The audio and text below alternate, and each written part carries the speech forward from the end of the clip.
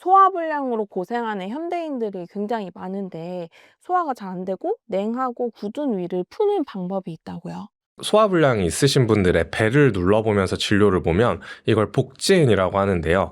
배가 정말 딱딱하고 겉에 있는 배 근육뿐만 아니라 위장이나 소장, 대장도 굳어있는 경우가 많습니다. 우리가 목 어깨 같은 데가 뭉쳤을 때 여기를 푼다고 마사지를 많이 하잖아요. 근데 복부도 사실 원리가 똑같거든요.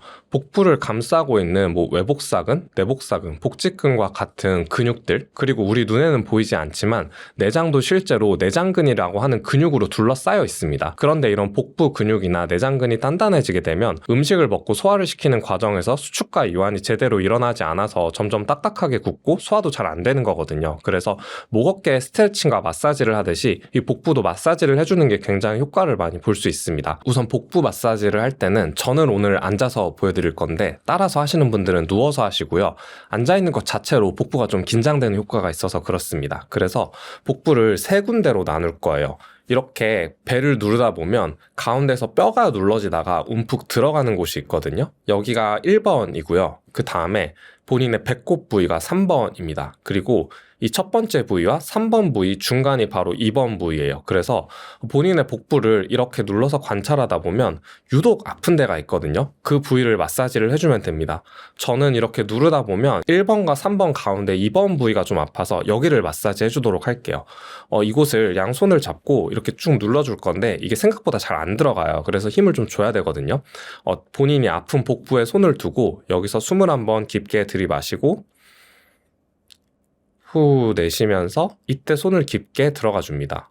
그리고 다 들어가지 말고 어느 정도 저항이 느껴지는 상태에서 10초간 버티세요. 10초간 버틴 후에 다시 여기서 숨을 깊게 들이마시고 후 내쉬면서 다시 한번 들어갑니다. 이러면 들어가지거든요. 그리고 다시 저항이 느껴지는 곳에서 10초간 유지하고 다시 한 번 더 숨을 깊게 들이마시고 후 내쉬면서 한 번 더 들어가 줍니다.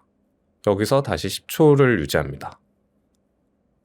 그래서 이렇게 한 부위를 할 때 3단계를 해주시면 되고 본인이 아픈 부위를 하면 되는데 한 군데만 아프면 한 부위만 하시면 되고요. 두 부위가 아프면 두 부위, 만약에 다 아프다 이러면 그 세 부위를 다 해주셔도 됩니다. 이 복부 마사지는 일주일에서 2주일 정도만 해도 단단했던 복벽이 좀 풀리면서 소화가 훨씬 쉽게 편하게 되는 느낌이 나실 거예요. 이렇게 마사지를 해주시면서 평상시에 따뜻한 음식이나 따뜻한 차를 드시는 것도 도움이 되고요. 너무 자극적인 음식을 피하시는 게 소화불량을 개선하는 데 도움이 됩니다. 요즘 또 내장 지방이 만성 염증의 원인이라고 또 많이 화두가 되고 있는데 내장 지방을 빼기 위해서 뭐 걷기, 달리기 등을 많이 하고 계세요. 근데 이것보다 더 효과적인 방법이 있다고요. 우선 내장 지방을 빼는 게 이제 다이어트를 좀 하고 싶은 거잖아요. 근데 다이어트라고 하면 자율신경 치료할 때랑 마찬가지로 우선 대부분 운동을 먼저 떠올리시는 것 같습니다. 제가 실제로 환자분들을 볼 때도 체중이 좀 느신 상태를 보면 제가 요즘 운동을 안 해서 겨울이 돼서 활동을 잘 안 해서 이렇게 많이 말씀하시는데요. 사실 우리가 내장 지방을 빼는 관점에서 보면 내장 지방은 운동과 식단의 비율이 한 1대9, 그러니까 식단이 한 90% 정도 차지한다고 생각하시면 되세요. 그런데 이렇게 내장 지방을 효과적으로 뺄 수 있는 식단 방법 중에 제일 대표적인 게 바로 간헐적 단식인데요. 간헐적 단식이랑 예를 들면 8시간 정도는 식사를 하고 16시간은 식사를 하지 않고 공복 시간을 가지는 식단법을 의미합니다. 저는 간헐적 식단이 현대인들에게 가장 좋은 다이어트 방법이라고 생각하는데요. 그 이유를 말씀드리면 보통 살이 찌는 과정을 생각해보면 음식을 막 많이 먹거나 그래서 생기는 게 아니고요.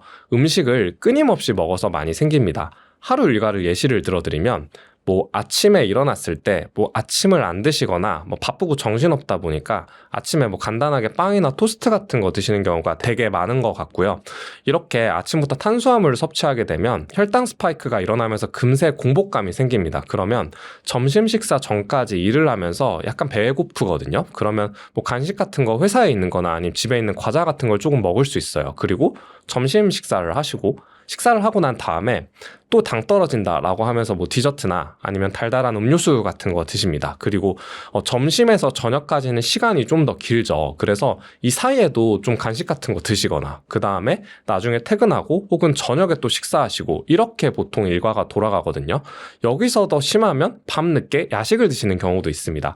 그래서 가만 생각해보면 현대인들의 식단은 공복 시간이 거의 없어요. 그런데 우리의 신체는 공복 시간도 적당히 있어야 되고 식사를 하는 시간도 있어야 되거든요. 그래서 간헐적 단식은 이렇게 공복 시간을 인위적으로 좀 만들어줄 수 있고요.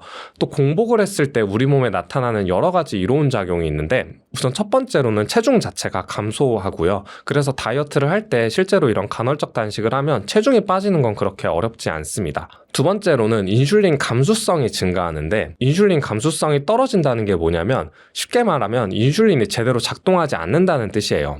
당뇨라는 질환이 단순히 고혈당인 게 문제가 아니라 고혈당이 반복되면서 혈당 조절이 제대로 되지 않고 이게 바로 혈당을 조절하는 인슐린의 기능이 떨어져서 생기는 문제거든요. 그런데 이렇게 인위적으로 공복 시간을 가졌을 때 인슐린의 기능이 향상되면서 혈당 스파이크를 방지하고 당뇨병도 개선할 수 있습니다. 그 다음 세 번째로 중요한 작용이 바로 오토파지 현상인데요. 오토파지는 번역을 하면 자가 포식이라는 뜻이에요. 마치 자동차의 매연과 같은데 자동차가 기름을 먹고 달리고 나면 뒤에서 매연이라는 노폐물, 쓰레기가 방출이 되죠. 우리 몸도 똑같습니다. 음식을 먹고 나서 그 음식을 소화 흡수시키고 에너지를 만든 뒤에는 체내에 노폐물이 남게 되는데요. 그런데 사람이 한 16시간 정도 공복 시간을 가지면 오토파지 현상이 일어나서 우리 몸의 세포들이 알아서 그런 노폐물과 쓰레기들을 청소하는 작용이 일어납니다. 그런데 바로 이런 노폐물에 사실상 내장지방이 포함된다고 생각하시면 돼요. 내장지방이 단순한 지방, 피하지방을 의미하는 게 아니라 몸 안에서 끊임없이 염증을 만들어내고 통증을 유발시키는 성분이 있기 때문에 이런 체중이 감소하고 인슐린 감수성이 증가하고 오토파지가 일어나는 과정 중에 내장지방을 효과적으로 줄여줄 수 있습니다. 실제로 원장님께서 이제 상담하시고 그 관리해 주신 환자분 중에 식습관 관리를 통해서 내장 지방을 빼고 건강을 회복한 분의 사례가 있을까요?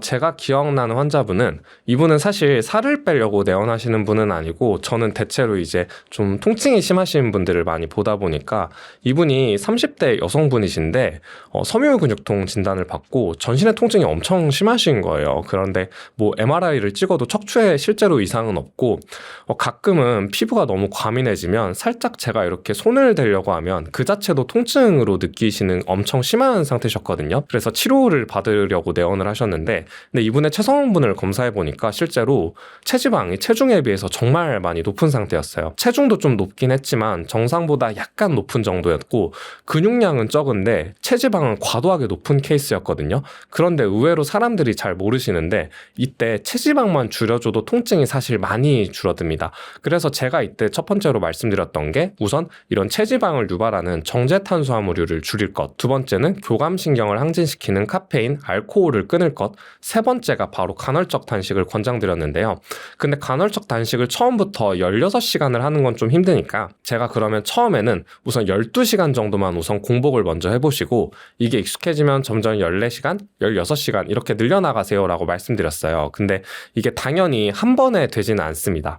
그래서 매주 일주일에 한 번 정도씩 오셔서 치료를 하시는데 이분이 통증이 심했다가 안 심했다가를 굉장히 드라마틱하게 반복하셨어요. 제가 한번 내원하셨을 때 한 주간 통증은 어떠셨어요? 여쭤보면 어떨 때는 통증이 정말 싹 없어졌다고 하실 때도 있고 어떨 때는 통증이 너무 심했다고 하셨던 날도 있는데 근데 추적 관찰을 꼭 해보면 간헐적 단식을 잘 한 날은 통증이 좀 많이 줄어드신 반면에 정제탄수화물을 많이 드시면서 이런 단식이 잘 안 됐을 때는 통증이 심하시더라고요. 그런데 결과적으로는 치료를 반복하게 되면서 점점 이런 단식, 그 다음에 정제탄수화물을 줄이는 식단을 잘 하시면서 통증이 점점 줄고 있고 사실 지금도 치료를 하고 계시는 분입니다. 그분은 그럼 몸무게 변화가 어느 정도 됐을까요? 이분이 키가 한 60 중반 정도 되시는 분이셔서 체중이 막 엄청 많이 나가시는 분은 아니셨거든요. 근데 이분이 체중 자체는 사실 2-3kg 정도밖에 안 줄었는데 검사를 해보면 내장 지방이 거의 한 4에서 5kg 정도 가까이 쭈셨어요. 그러니까 정말 지방만 많이 빠지신 거죠. 이 내장 지방이 지금 영상 보시면서 인터넷에 쳐보시면 내장 지방 1kg가 제 주먹을 합친 크기 정도 되거든요. 그러니까 이거 5개 정도가 빠지신 거죠. 그래서 내장 지방을 1kg 정도만 빼도 드라마틱한 효과를 볼 수 있습니다. 막힌 혈관을 뻥 뚫어주는 간단한 운동이 있다고 유튜브 채널에서 소개해 주셨는데 그게 어떤 건가요? 혈액순환은 전신이 중요한데 혈액순환이 유독 안 되는 부위가 심장에서 멀리 있는 부위예요.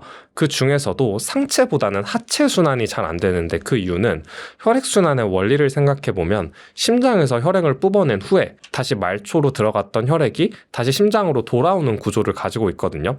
그런데 우리가 보통 서서 생활을 하고 있고 중력의 영향을 받기 때문에 피가 아래로 갔다가 위로 올라오는 과정에서 잘 올라오지 않는 경우가 많습니다. 그래서 흔히 하루 종일 앉아있거나 서 있을 때 아침에는 분명히 괜찮았는데 집에 퇴근하고 가보면 다리가 땡땡 부어있는 현상을 많이 경험하시죠. 특히 여성분들이 이런 경험을 많이 하실 텐데 이게 바로 종아리 근육이 약해져서입니다. 종아리 근육이 왜 중요하냐면 심장에서 나온 혈액이 다리까지 갔다가 이 다리에서 다시 심장으로 올라갈 때 이 종아리 근육이 수축과 이완을 하면서 혈액이 올라가는 거거든요. 그런데 이 종아리 근육이 약해지게 되면 이렇게 혈관을 펌프질하는 능력이 떨어지게 돼서 혈액이 다리에 정체되고 다리가 붓거나 발이 저리거나 혹은 아프기까지 할 수 있습니다. 그래서 평상시에 이런 종아리 근육을 운동해주는 게 굉장히 중요한데요. 종아리 근육을 풀 수 있는 방법이 많은데 제가 가장 많이 추천드리는 방법은 집에 폼롤러 하나씩은 있으시죠. 혹시 없으신 분들은 이거 얼마 안 하니까 꼭 하나씩은 좀 구비를 해두시고요. 침대나 바닥에 앉은 채로 종아리 근육 아래에 이 폼롤러를 올려둡니다. 한 발씩 하시면 되거든요. 그래서 종아리를 올려두고 이렇게 문질러 주시면 되는데 종아리 근육이 굉장히 커요. 무릎 뒤쪽부터 아킬레스건이라는 발꿈치 뒤쪽까지 이어져 있거든요. 그래서 사람마다 아픈 부위가 좀 다를 수 있는데 그 부위를 찾아서 30초 정도 문질러주면 됩니다.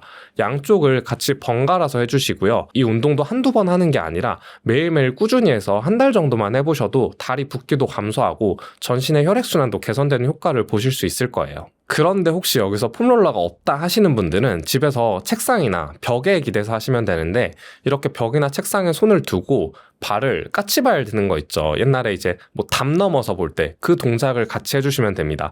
그래서 발가락을 이용해서 까치발을 들듯이 올라갔다 내려갔다 해주시면 되는데요.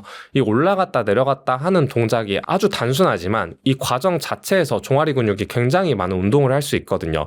힘드신 분들은 양발을 동시에 해주시고요. 만약 한 발로 가능하다 이러신 분들은 양발을 한쪽씩 해주셔도 됩니다. 그래서 이런 종아리 근육 운동은 굳이 헬스장에서 비싼 운동기구를 쓰지 않아도 집에서 폼롤러 혹은 맨몸으로 효과적으로 관리할 수 있으니까 이런 운동을 한 1개월 정도만 꾸준히 해보셔도 혈액순환이 개선되는 효과를 많이 보실 수 있을 거예요.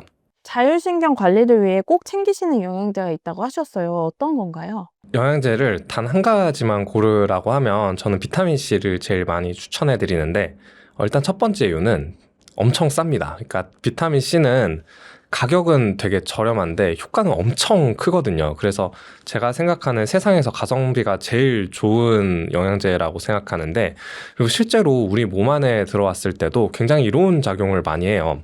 비타민C를 우선 영양제로 섭취를 해야 되는 이유는 우리가 이제 이런 비타민류를 섭취하는 게 흔히 뭐 과일이나 야채 이런 자연에서 나는 음식물을 통해서 섭취를 하게 되는데 사실상 현대인들은 과거에 비해서 이런 미네랄 섭취량이 현저히 부족합니다. 그리고 이렇게 과일이나 야채를 섭취하시는 분들이라고 하더라도 예를 들면 50년 전에 땅에서 나온 사과와 지금 2026년 땅에서 나는 사과의 미네랄 성분이 다르거든요. 예전에 비해 환경오염이 많이 진행되면서 현저히 많이 낮아졌고 특히 요즘은 단 과일들이 인기가 더 많잖아요. 그래서 인위적으로 재배를 하면서 오히려 당 성분이 높아진 경우가 많아서 과일을 과도하게 드시면 살이 찌기도 합니다. 그래서 비타민C를 영양제로 드시면 좋은데요. 비타민C는 그 자체로 항산화 역할을 해요. 그래서 우리가 스트레스를 받았을 때 먹어도 좋고 몸에 통증이 심할 때 먹어도 좋고 염증이 심할 때 먹어도 좋고 혈관 건강에도 좋습니다. 그래서 흔히 가장 이렇게 유튜브 같은 데서 검색하시면 많이 추천받는 영양제가 바로 비타민C일 거고 특히 메가도스 요법이라는 걸 들어보신 분들이 있으실 거고 실제로 하시는 분들도 계실 텐데요. 메가도스 요법이 아직 의학적으로 완전히 정립된 방법은 아니지만 이렇게 고용량으로 먹을 수 있는 이유도 다량으로 섭취했을 때 다른 영양제에 비해 상대적으로 안 안전하기 때문입니다. 그래서 실제로 자율신경 실조증이 있으신 분들은 예를 들면 내가 교감신경이 많이 항진되어 있고 통증도 심하고 뭐 머리도 아프고 뭐 이렇다, 이런 분들은 대부분 체내에 염증이 많은 경우가 많아요. 심지어 식습관이나 불면증도 심하고 혹은 스트레스도 많이 받는 환경일 가능성이 높거든요. 그래서 이 비타민C 하나만으로도 여러 가지 뭐 염증이라던가 스트레스라던가 이런 것들을 효과적으로 치료할 수 있는 약이 될 수 있습니다. 근데 이 비타민C를 드실 때 주의해야 될 점은 이 용량이 사실 우리가 권장 섭취량이라고 하는 게 터무니없이 부족한 수준이에요. 그래서 치료 효과를 보기 위해서 먹는 복용량이 적어도 권장 섭취량이 한 5배에서 많으면 10배가 넘어가게 되는데, 이때 주의해야 될 점은 이 비타민C가 권장 섭취량을 넘어섰을 때, 예를 들면 메가도스 요법이라고 하면 정해진 용량이 없습니다. 그러니까 어떤 사람은 뭐 10,000ml는 먹어야 된다, 뭐 아니다 20,000ml, 50,000ml, 뭐 심지어 100,000ml 이런 분들도 있고, 어떤 분들은 근데 뭐 내가 한 1,000ml만 먹어도 나 바로 속 쓰리고 뭐 설사한다, 이런 분들이 있을 텐데요. 이게 실제로 정해진 용량이 없어서 사람마다 저마다 맞는 용량이 다르거든요. 이때 맞는 용량을 어느 정도로 섭취하면 되냐면, 뭐 예를 들면 한 1,000ml 정도부터 시작하시면 되세요. 1,000ml는 보통 알약 형태로 팔 때 한 알에 좀 포함되어 있는 경우가 많거든요. 그래서 이 한 알씩 먹어봅니다. 1,000ml, 2,000ml, 3,000ml 이런 식으로 늘려나가서 10,000ml 정도를 우선 목표로 잡으세요. 이게 무조건 많이 먹는다고 좋은 건 아니거든요. 그런데 예를 들어서 내가 10,000ml 정도 먹었더니 이때 설사를 좀 많이 한다. 그러면 그 용량의 약 70% 수준의 용량이 나에게 맞는 용량이라고 생각하시면 되세요. 그러니까 10,000ml 정도 먹었을 때 설사를 한다라고 하면 나는 7,000ml 정도를 먹어야겠구나 라고 생각하시면 되고, 이때 이렇게 비타민C를 드셨을 때 특별히 뭐 설사를 한다거나 다른 부작용이 없다라고 하면 그대로 드시면 되시고, 만약에 이때도 설사를 한다라고 하면 1,000ml씩 다시 줄여나가시면 됩니다. 그렇게 해서 본인에게 맞는 적정 용량을 꾸준히 드시는 게 제일 중요하고요. 그 다음으로 비타민C와 같이 챙겨 먹으면 좋은 영양제를 또 하나 추천드리면 바로 유산균입니다.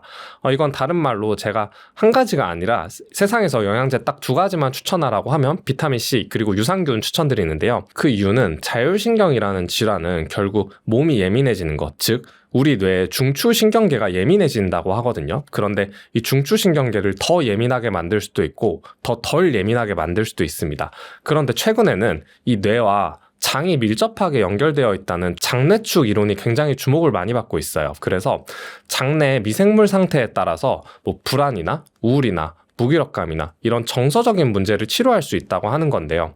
실제로 장내 유해균이 많은 사람들에 비해서 장내 미생물 상태가 좋은 사람들은 단순히 소화가 잘 되고 화장실을 잘 가는 것을 넘어서 정서적으로도 굉장히 안정되고 자율신경의 기능도 더 좋은 경우가 많습니다. 근데 마찬가지로 현대인들의 식습관은 장내 유해균을 많이 쌓을 수밖에 없는 환경이에요. 뭐 정제탄수화물이라던가 단 음식이라던가 뭐 가공식품, 패스트푸드 이런 것들이 장내에 있는 세균들이 아주 좋아하는 음식이 되거든요. 그래서 장내 유해균이 많으신 분들은 특히 복부에 가스가 많이 차고 혹은 변에 냄새가 좋지 않다던가 뭐 복부 팽만감이 심하다던가 이런 특징을 가지고 있습니다. 그런데 비타민C가 이런 복부에 생기는 염증들까지는 조절해 줄 수 있지만 그렇다고 해서 장내 유해균 자체를 없앨 수는 없어요. 그래서 이때 장내 미생물을 음식을 통해서가 아니라 인위적으로 섭취하는 방법이 바로 유산균을 섭취하는 것입니다. 그래서 유산균이라고 하는 게 단순히 장내 상태, 소화 기능만 개선하는 게 아니라 이런 신경계 질환들까지 많이 안정을 시킬 수 있는 효과가 있습니다. 제가 매번 마무리 멘트에 꼭 드리는 말씀이 있는데, 저는 기본적으로 병원에 가지 않고 혼자 질병을 치료하는 방법들에 대해서 소개를 많이 해드리고 있어요. 그 이유는 저도 실제로 제가 몸이 아팠을 때 그런 방법들로 많이 극복을 했었고, 그 다음에 질환들을 병원에서 치료하고 나서 그런 생활 습관이 개선이 되지 않으면 결국은 다시 재발을 할 수밖에 없다고 생각하기 때문입니다. 그래서 첫 번째는 우선 이렇게 영상을 보고 만약에 그냥 바로 끄시면 이런 운동이나 식단의 효과를 저밖에 볼 수 없거든요. 그래서 꼭 영상을 다시 보시면서 알려드린 걸 다 하진 못하더라도, 예를 들면 내가 오늘부터는 비타민C를 챙겨 먹겠다, 아니면 뭐 뇌연류 운동 5단계를 3번은 해보겠다, 귀 마사지를 꼭 자기 전에 해보겠다 이런 식으로 한 가지씩은 꼭 실천을 해보시고 그게 생활 습관 속에 익숙해지시면 서서히 여러 가지 방법들을 같이 하시기를 많이 권장드립니다.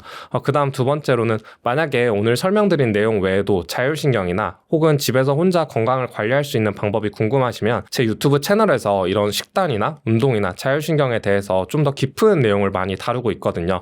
그런 내용들을 참고하시면 여러분들이 더 건강해지시는 데 도움이 많이 될 수 있을 것 같습니다.